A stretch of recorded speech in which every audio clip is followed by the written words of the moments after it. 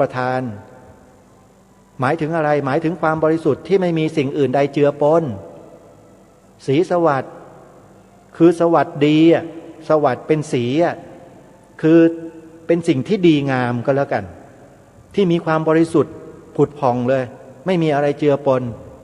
แล้วพระองค์ก็ทรงให้ความหมายเป็นคำที่เป็นคำพิเศษที่ต่อจากประโยคประธานนี้พูดง่ายๆว่าเป็นสรรพนามของประธานหมายพระไตรรัตน์และธรรมะคุ้มจิตไทยเห็นไหมท่านลองไปตีความดูสิสีขาวในธงชาติหมายถึงศาสนาอะไรพระไตรรัตน์ก็คือพระรัตนตรัยพระรัตนตรัยนี่ศาสนาอะไรญาติโยมผู้ฟังทั้งหลายหมายถึงศาสนาอะไรพระรัตนตรัยและพระองค์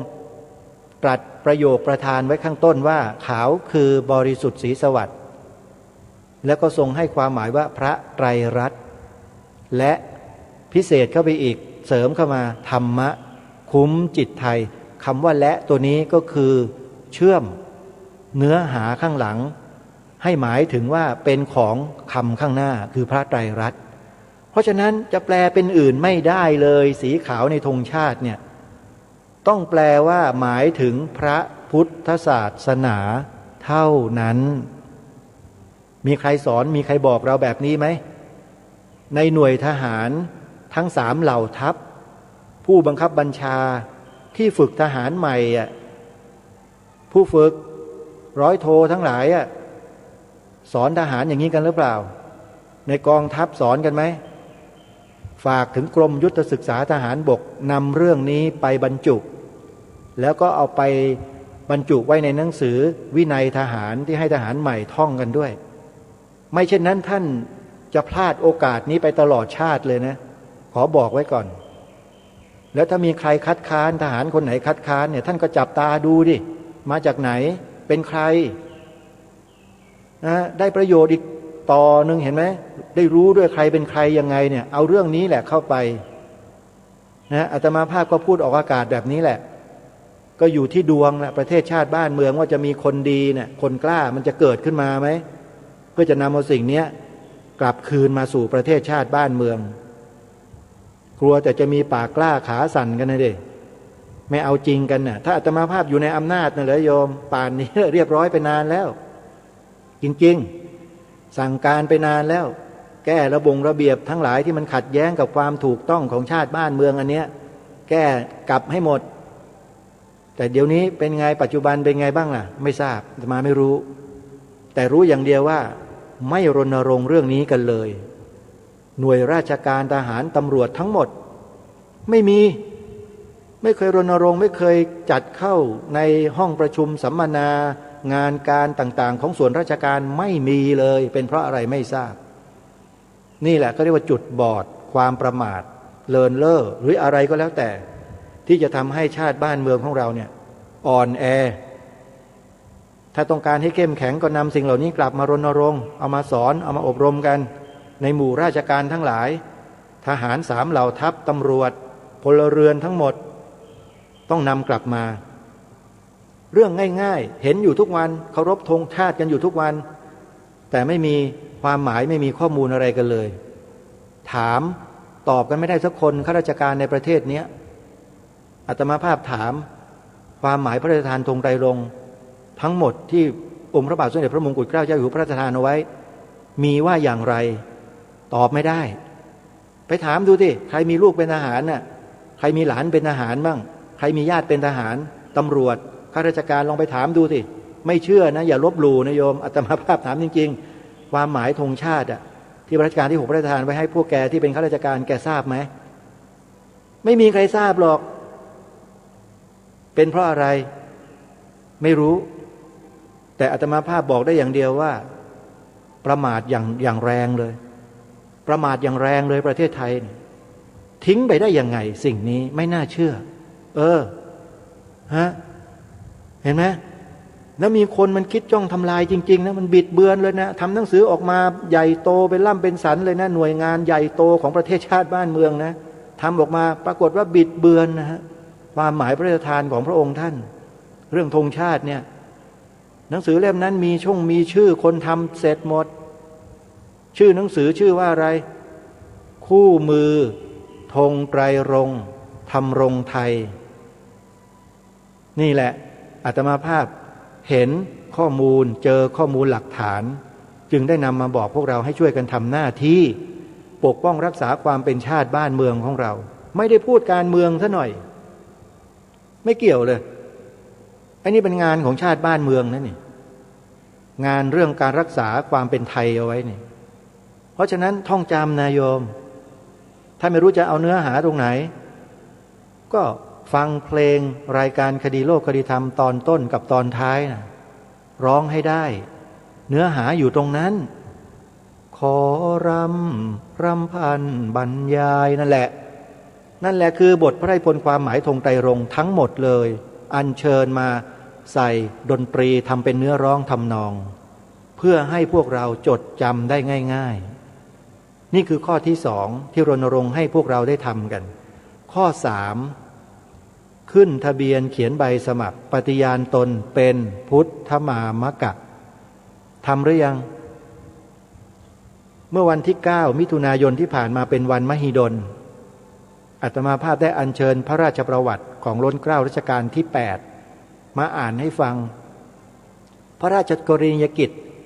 ที่ทางการเขานำมาเผยแพร่ของพระองค์ท่านสำคัญอันหนึ่งก็คือทรงปฏิญญาพระองค์เป็นพุทธมามกะต่อหน้าพระมหาเถระสังฆเถระทั้งหลายภายในพระอุโบสถวัดพระศรีรัตนศาสดารามหรือวัดพระแก้วเห็นไหม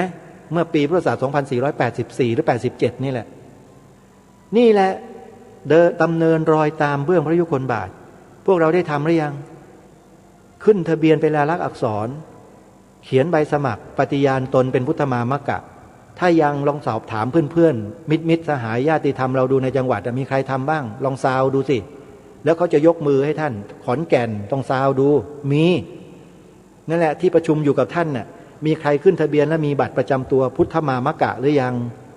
ทุกจังหวัดเลยท่านลองถามดูได้ต้องมีสักคนหนึ่งแหละที่ทำนั่นแหละตัวอย่างแบบนั้นเลยโดยเฉพาะที่จังหวัดเลยอำเภอวังสะพุงนี่ก็ทำกันเกือบทั้งอำเภอเลยท่านพระครูดมวรานุวัฒน์น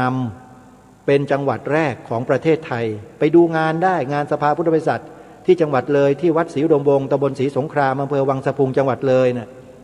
ท่านเจ้าคณะตำบลศรีสงครามอาจารย์พระครูดมวรานุวัฒน์เป็นแบบอย่างอยู่ที่นั่นไปดูสิฮะเขาทำงานกันยังไงจิตอาสาทั้งนั้น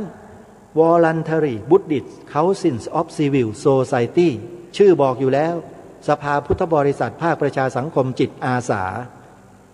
ลงท้ายจิตอาสาเห็นไหมคือทำอะไรก็ได้เพื่อส่วนรวมโดยไม่คิดมูลค่าทำด้วยใจที่เสียสละนี่แหละเขาเรียกว่าจิตอาสา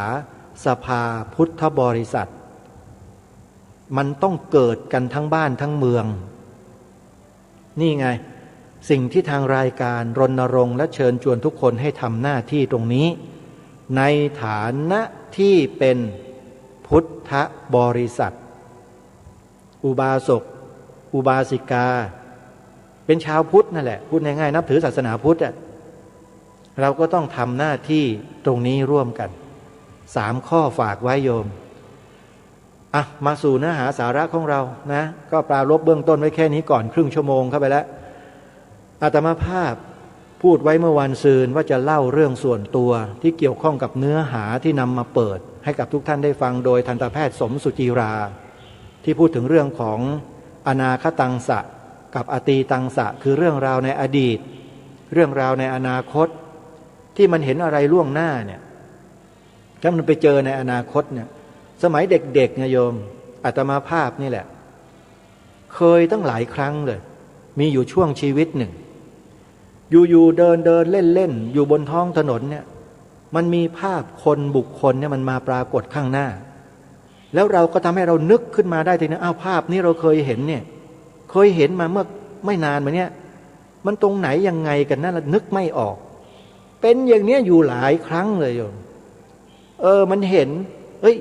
ฉันเห็นแกตรงนี้เมื่อไหร่เนี่ยเห็นแบบนี้แหละยืนตรงนี้ท่าทางแบบนี้ทำอะไรแบบเนี้ยฉันเห็นมาก่อนนะแต่ฉันนึกไม่ออกว่าเห็นเมื่อไหร่ โยมเคยไหมถามจริงๆเคยอาตมาภาพเชื่อว่าต้องมีเยอะฮะเคยเจออาตมาเคยเจอคนที่เป็นแบบนี้นี่แหละเป็นแบบนี้จริงๆไม่ได้ปฏิบัติกรรมฐานน่ะสมัยเด็กๆปฏิบัติอะไรก็เล่นสนุกสนานแต่มันมีภาพเหล่านี้ที่เราเหมือนกับว่าเราเห็นมาแล้ว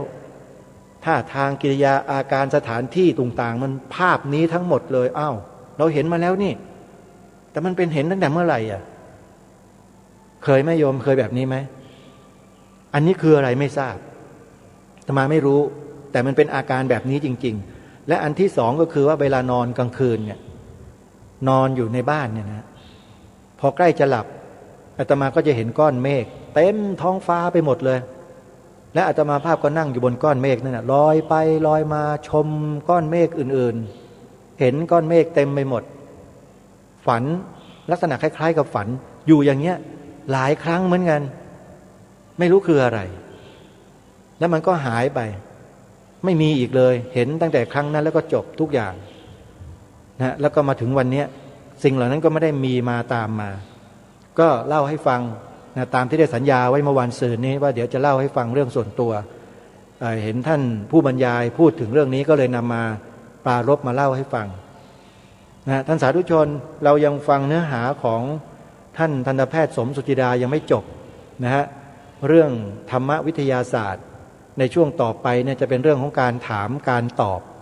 อันนี้มีคนสงสัยเยอะก็เลยเขียนคำถามขึ้นมาบนเวทีให้ทันตแพทย์ท่านนี้ตอบเดี๋ยวเราลองมาฟังกันดูที่ว่าคำถามคำตอบในวันนั้นน่ะ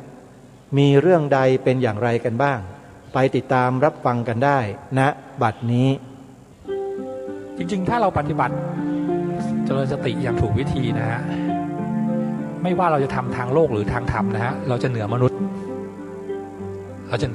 นะครับและสติตัวนี้มันข้ามชาติได้มันเป็นเจตสิกตัวหนึ่งใน52ตัวที่ข้ามชาติได้เพราะฉะนั้นถ้าเราฝากธนาคารเนี่ยพอเราตายไปตัวเลขในแบงค์เราไปเบิกชาติหน้าได้ไหม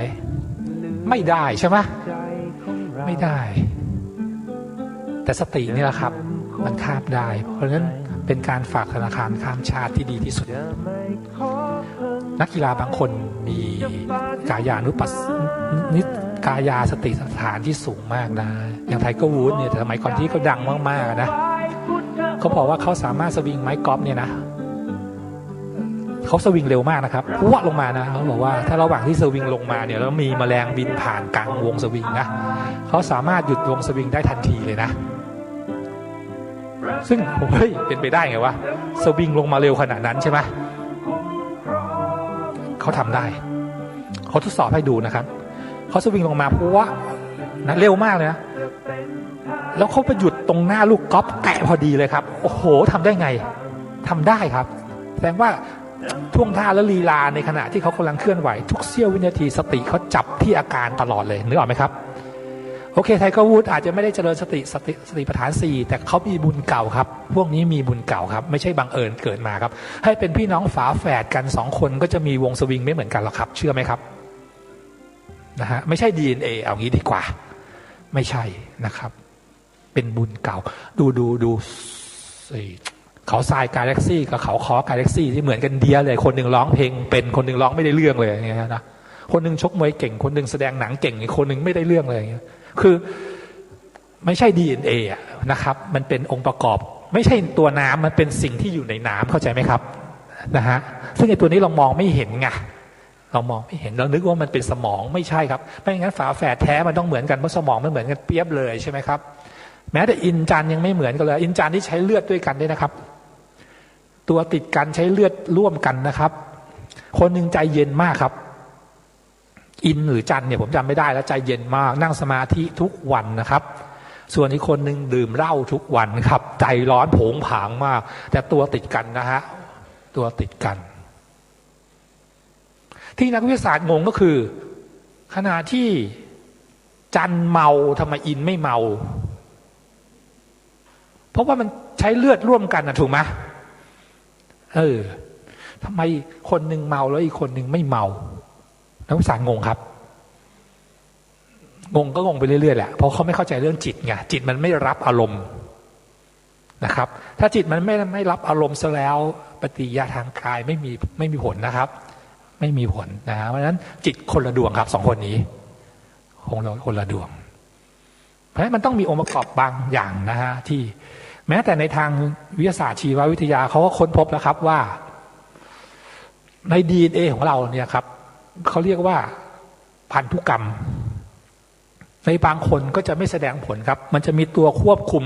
DNA อีกอันหนึ่งเขาเรียก epigenetic คือไอ้ตัวนี้นักวิทยาศาสตร์บอกงงมากว่ามันคืออะไรนะครับหมายความว่าบางคนมียีนมะเร็งอยู่ในตัวแต่ไม่เป็นมะเร็งแต่คู่แฝดอีกคนหนึ่งเป็นไอ้คนนี้ไม่เป็นนึกออกไหมครับทั้งที่มียีนอยู่เพราะฉะนั้นฝาแฝดสองคนคนหนึ่งเป็นมะเร็งอีกคนหนึ่งไม่จำเป็นต้องเป็นนะครับเขาบอกว่ามีอีกตัวหนึ่งเรียกว่า epigenetic คุมยีนอยู่ครับไอ้ตรงนี้นักวิทยาศาสตร์บอกว่ามันยังความก้าวหน้าเทคโนโลยีทุกวันนี้ยังหาไอ้ตัวนี้ไม่ได้ว่ามันคืออะไรแต่ทางพุทธหาเจอแล้วเพราะว่าในอีกอนาคตถ้าวิทยาศาสตร์ควอนตัมก้าวหน้ามากกว่านี้นะครับเราจะพบความลับของทางวิทยาศาสตร์ที่เปิดเผยใกล้เคียงกับทางพุทธศาสนามากขึ้นเรื่อยๆเพราะฉะนั้นในสมัยพุทธกาลเนี่ยถ้าพระพุทธเจ้ามาอธิบายเรื่องความเร็วความเร่งเรื่องโมเลกุลเรื่องอะตอมงงไหมครับงงเพราะตอนนั้นวิทยาศาสตร์ยังค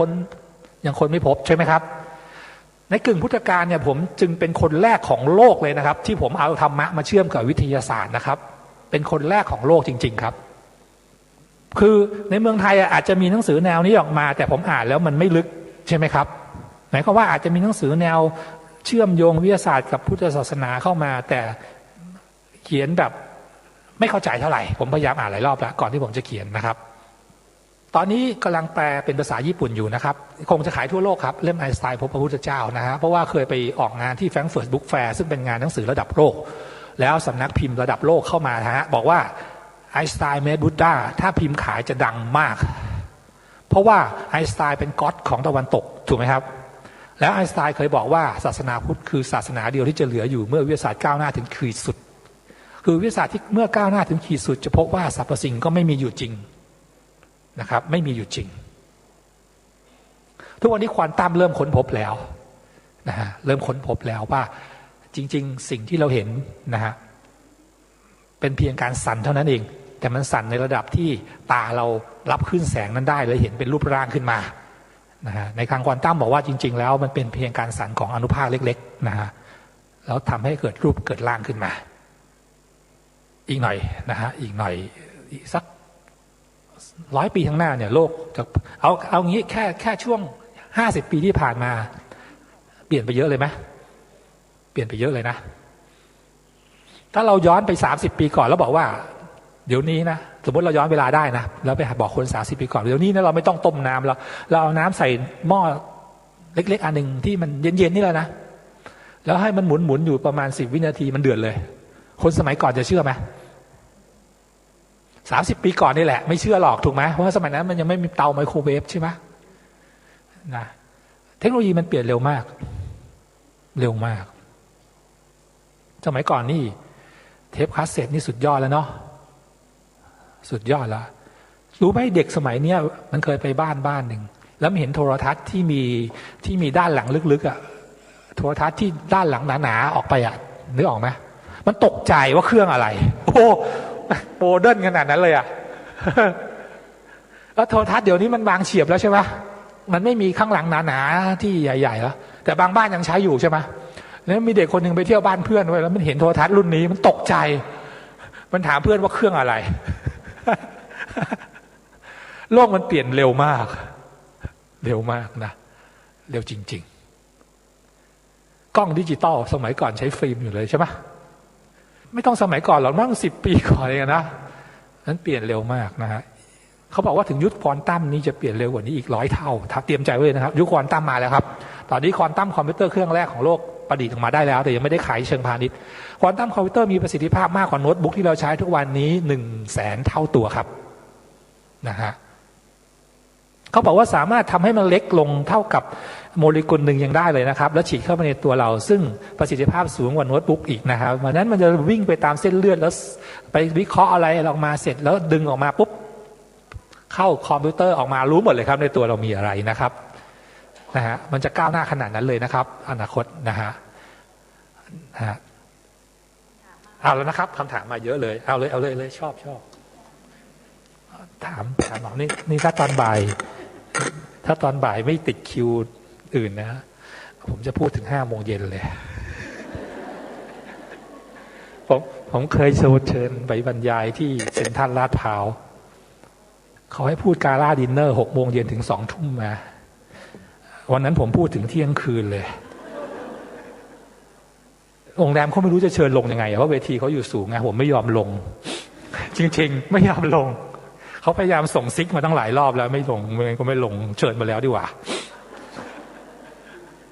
เขาทำไงรู้ไหมครับสุดท้ายปิดไฟโรงแรมครับโอ้โหแผนเด็ดขาดมากปิดมืดเลยเอาวะกลับก็กลับ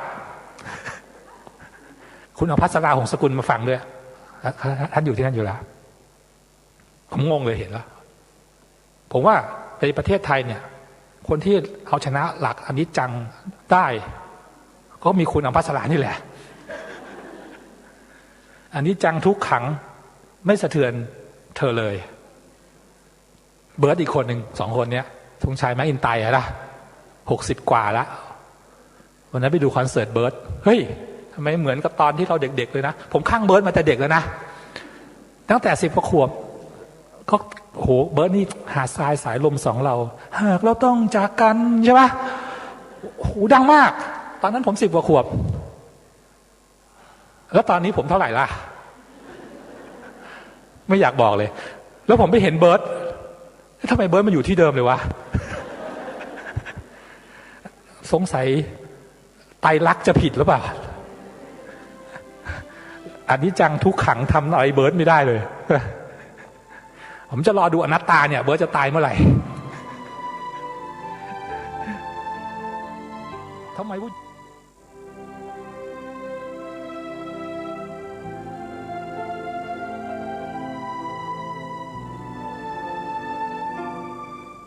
ท่านผู้ฟังน่าเสียดายมากเวลาของรายการของเราหมดลงซะก่อนนะเดี๋ยวไม่เป็นไรเนื้อหาสาระที่น่าสนใจดังกล่าวเนี่ยยังมีอยู่อีกเยอะทีเดียวเป็นชั่วโมงเดี๋ยวค่อยมาติดตามรับฟังกันในวันต่อไปสรุปสั้นๆก็คือว่าในช่วงนี้เนี่ยรายการคดีโลกคดีธรรม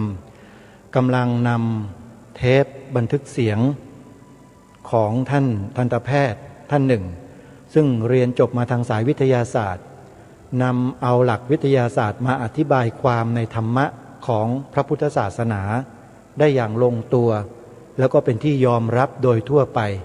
นั่นก็คือทันตแพทย์สมสุจีราอาตมาภาพไม่รู้จักนะไม่รู้จักเป็นการส่วนตัวทุกคนนะไม่เคยรู้จักนะเข้าไปกราบก็กราบบ้างพระคุณเจ้าบางรูปแต่ก็ไม่เคยไปสนทนาไม่เคยคุ้นเคยอะไรหรอกแต่มีความศรัทธาในสิ่งที่ท่านบรรยายในสิ่งที่ท่านกล่าวท่านพูดแล้วก็พิจารณาแล้วเห็นว่าลงตัวไปกันได้แล้วก็เป็นประโยชน์ก็เลยนำมาเปิดให้กับพวกเราได้สดับรับฟังนะเพื่อประโยชน์ทางความรู้แก่พวกเรากันด้วยแต่เสียดายหมดเวลาลงแล้วเดี๋ยววันพรุ่งนี้มาฟังกันใหม่นะเต็มเลยขอความสุขสวัสดีในธรรมแห่งองค์สมเด็จพระบรมศาสดาสัมมาสัมพุทธเจ้าจงปรากฏเกิดมีขึ้นในจิตใจของท่านผู้ฟังทุกท่านทุกคนเทินขอเจริญพร